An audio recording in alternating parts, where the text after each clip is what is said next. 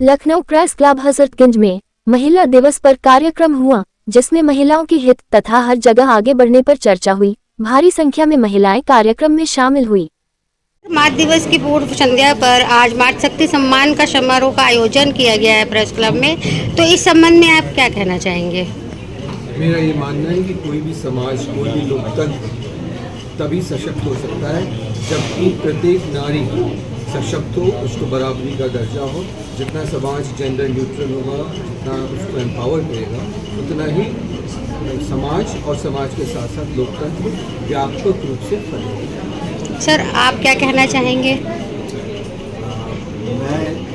मेरा अपना मानना है कि जेंडर इक्वलिटी की बजाय अब हम वो समय आ गया है, 115 साल से ये मूवमेंट चलते चलते वीमेन एम्पावरमेंट का, कि हम जेंडर जस्टिस की बात करें तो हमारा समाज और बैलेंस तरीके से विकसित हो। जी, आज मातृशक्ति सम्मान समारोह में आज शामिल हुए हैं, तो महिलाओं को लेकर क्या दृष्टिकोण रखते हैं? अंतर्राष्ट्रीय महिला दिवस के पूर्व दिवस पर आज गाइड समाज कल्याण संस्थान के तत्वाधान में उत्तर प्रदेश की राजधानी लखनऊ में महिलाओं से संबंधित विषयों पर आज एक कार्यक्रम आयोजित हुआ है, जिसमें कुछ विशिष्ट महिलाओं का सम्मान भी किया गया और साथ ही साथ महिलाओं की वर्तमान परिस्थितियों पर और महिलाओं से संबंधित वर्तमान कानूनों पर यहाँ पर चर्चा की गई है। आज के कार्यक्रम में मुख्य अतिथि के रूप में उत्तर प्रदेश के पूर्व डीजीपी श्री आनंद माहेश्वरी जी और विभिन्न विभागों के अनेक विद्वानगण यहाँ पर मौजूद है, जिन्होंने महिलाओं के सभी विषयों पर चर्चा की। हम लोग कैसे महिलाओं का उत्थान कर सकते हैं और कैसे एक सामाजिक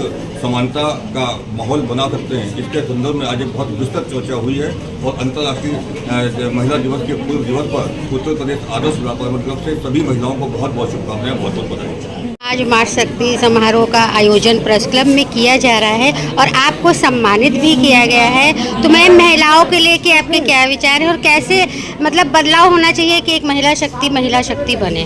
महिला शक्ति तब बन सकती है जब अपने ऊपर विश्वास रख के जी पुरुषों का सहारा लेना वो बंद करे, पति के रूप में, पिता के रूप में, भाई के रूप में जी।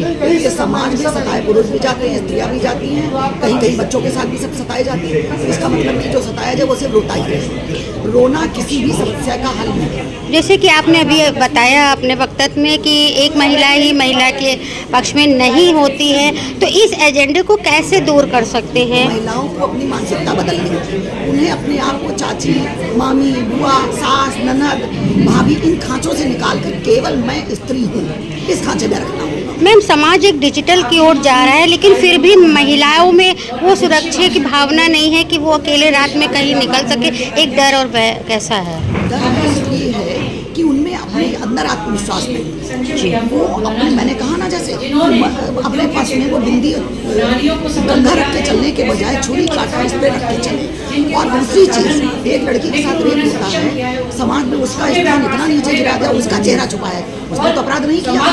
हम क्यों सभी महिलाएं एकजुट होकर के ये कहते हैं कि चेहरा छुपाया जाए तो अपराधी का सजा उसको लंबा समय लगता, अपराधी को मात्र क्यों आजीवन कारावास होना चाहिए।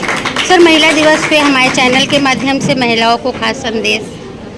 मेरा संदेश यही है कि खुद के पैर और हाथ दोनों मजबूत हैं। जरूरी नहीं उसके लिए आप नौकरी करें, अपने विश्वास को बढ़ाएं और ये सोचें आप अकेले रह सकती हैं और अकेले आप आसमान के पार। महिला की पूर्व संध्या पर आयोजित मातृशक्ति सम्मान समारोह 2026 आज आपने आयोजन किया है, तो महिला दिवस पे क्या क्या विचार लेकर आज आप आए हैं?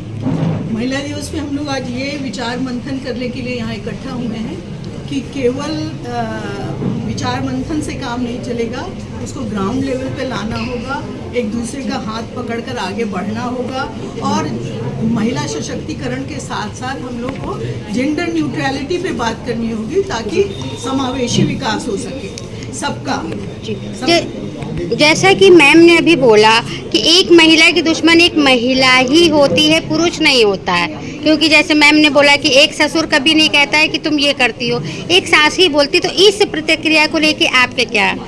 देखिए, हमने अपने वक्तव्य में पहले भी कहा था कि भारत एक ऐसा देश है जहाँ पर कई लेवल पे हम लोग ऑपरेट करते हैं। कुछ हमारी पढ़ी लिखी महिलाएं हैं, समझदार महिलाएं हैं, और कुछ अभी भी पुरुष प्रधान या पुरुष मानसिकता में जकड़ी हुई, मानसिक दास्ता से जकड़ी हुई महिलाएं हैं, जिन लोग के मन में ये बात बिठा दी गई है कि उनको इस तरह से रहना है, तो उनको एक्चुअली उन्हीं के लिए ये प्रोग्राम रखा गया है कि आप जो है इस मानसिक गुलामी से आगे बढ़िए और अपनी बेटियों को, बहुओं को, दोस्तों को और अपने स्वयं को आर्थिक रूप से सशक्त करिए, सामाजिक रूप से सशक्त करिए और हिल मिल कर समावेशी विकास करिए। जैसे कि महिला हर क्षेत्र में आगे है मैम, ऐसा कोई भी क्षेत्र नहीं है कि महिला ना हो, लेकिन फिर भी आज एक डरी सहमी में अगर रात में महिला निकलती है तो उसको एक अंदर से कहीं ना कहीं डर होता है, तो ये डर कब तक रहेगा?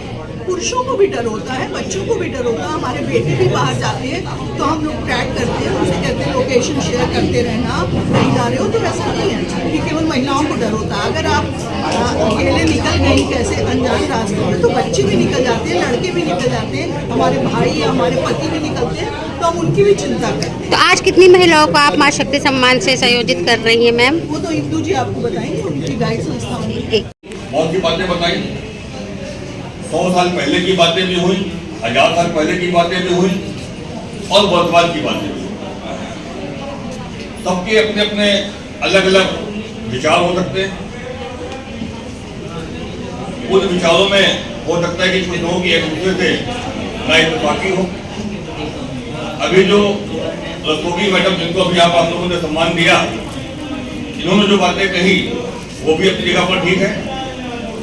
इसके पहले श्री सत्यप्रकाश राय जी ने जो विषय कहे थे, जिसको लेकर के काफी बातचीत हुई, वो विषय भी अपनी जगह ठीक थे।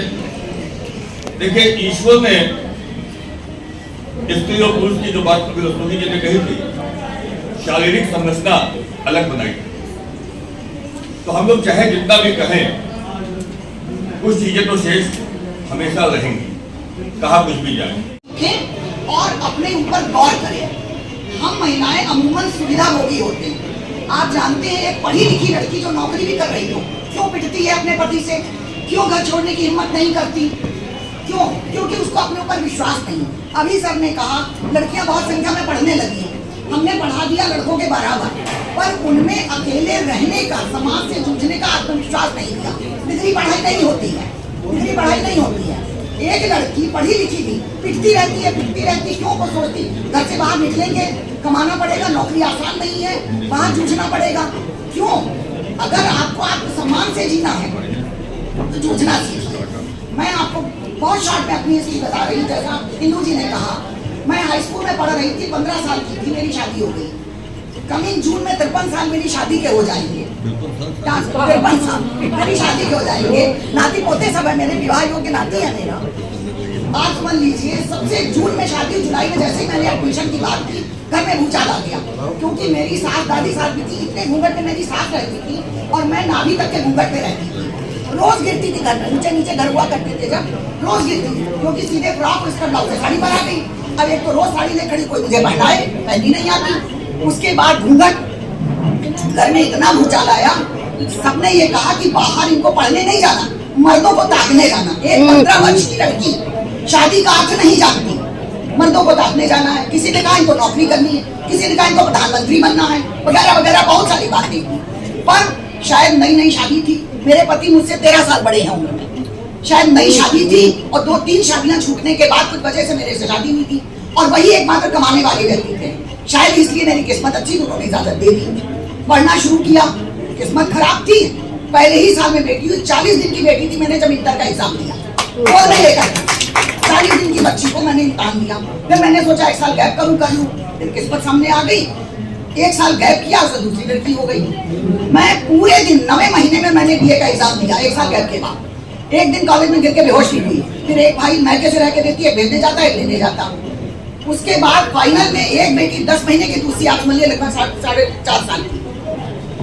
1 महीने के लिए मैंने संस्कृत का टीचर रखा। मेरी संस्कृत बहुत अच्छी थी, मैं खुद पढ़ा लेती थी, पर मजबूरी ये हो गई, तो पढ़ाई छूट गई। 5 बजे टीचर आते थे, दोनों लड़कियां मेरी गोद में सोती थी, कंबल ओढ़कर जाड़े में। एक को फीडिंग करा रही होती 10 महीने की, एक को गोद में लिए, और मैं 1 घंटा पढ़ती थी। उठकर उनको दरवाजे तक छोड़ने नहीं जा सकती थी, बैठे बैठे नमस्ते करती और चल जाती। 1 महीना मैंने ऐसे पढ़ा। उसके बाद 10 साल गैप आ गया बीए के बाद। मेरे हस्बैंड को बीच में गोली लगी, व्यापार में घाटा हुआ, फिर उसके बाद बेटा नहीं मिलेगा, रिस्क उनकी ज्यादा है, आपकी ज्यादा। और ऐलानिया उस हॉल में सन्नाटा था। वो जो बाहर को जवान कह रहे थे कि साहब हमें बहुत रिस्क है, किसी के पास ये कहने को शक नहीं थी कि दोनों सिचुएशन कंपेयर कर रहे हैं, किसके पास क्या है। बांदा में दूसरी घटना हम आपको बता दूं, मैं अलग अलग गाथाएं बता रहा हूं। तो एक रेड हुई, उस एक रेड में पुलिस ने देह व्यापार करती लड़कियों को पकड़ा। तो उसमें से एक को मैंने भी इंफॉर्मेट किया, तो मैंने ऐसे ही पूछ लिया कि आप ऐसा क्यों करते हैं। उनके साथ आप अपना काम करिए, आप अपना कानून का पालन करिए, आप इस झगड़े में मत पड़िए। तो उसने कहा कि साहब आप क्या समझते हैं कि हमको मजाक है कि रोज एक नया मर्द हमारे ऊपर चढ़ेगा, उसी की भाषा बोल रहा हूँ, प्लीज डोंट माइंड, उसी की भाषा बोल रहा हूँ। बोले नहीं, लेकिन हमारे पास नौकरी नहीं है, हमारे पास, ये मैं तब की बात बता रहा हूँ 1990-91 की, जब आधा क्षेत्र में बांदा क्षेत्र में बहुत गरीबी थी, कोई साधन उपलब्ध नहीं थे। तो वो कहती है मेरे को, उसकी मानसिकता देखिए उस औरत की कि साहब मेरे मर्द के पास भी कोई काम नहीं है, मेरा मर्द भी मेरे साथ रात को वही करता है जो कि ट्रक वाला करता है, लेकिन ट्रक वाला 50 रुपए दे जाता है, तो उससे मेरे बच्चे भूखे नहीं सोते। मैंने कहा इंस्पेक्टर राखी मेरे को टिकट दिया, मैंने राखी सर ये बिल्कुल परिस्थिति के मारे हैं। ये दूसरा केस था। तीसरा केस मैं आपको बताऊं, एक महिला आई मेरे पास कि साहब मेरा जो पति है मुझे रोज शराब पी के पीटता है। मैं कहा तुम पहले भी आई थी, सर आज तो उसको बंद कर ही दो। मैं कहा सोच तो हम बंद कर देंगे, तो कंप्लेन लिखवा दें, पहले काउंसलिंग करके छोड़ा, कुछ करके छोड़ा, डरा धमका के छोड़ा, मुझे नहीं सर आज तो आप उसको बंद कर ही देंगे। लेकिन महिला की मनः स्थिति, उसकी करुणा, उसका प्यार देखिए। रात के 8 बजे मेरा अर्दली आके कहते हैं सर एक औरत मिलने आई है। मैंने बुलवाया, मैंने तुमको वही सुपारी की, बोले हाँ साहब। बोला साहब मैं खाना लेके पुलिस स्टेशन गई थी, लेकिन पुलिस स्टेशन वाले बाहर का खाना अलाउ नहीं कर रहे, हम लोग के नियम बने हुए हैं। तो मैंने कहा तुमने तो उसको बंद कर दिया, साहब भूखा होगा बेचारा, उसको खाना। ये भी एक रूप है उस महिला का, उस करुणा का, उस स्नेह का, जो प्रताड़ित हो रही है फिर भी वो बच्चे को लेकर के गई।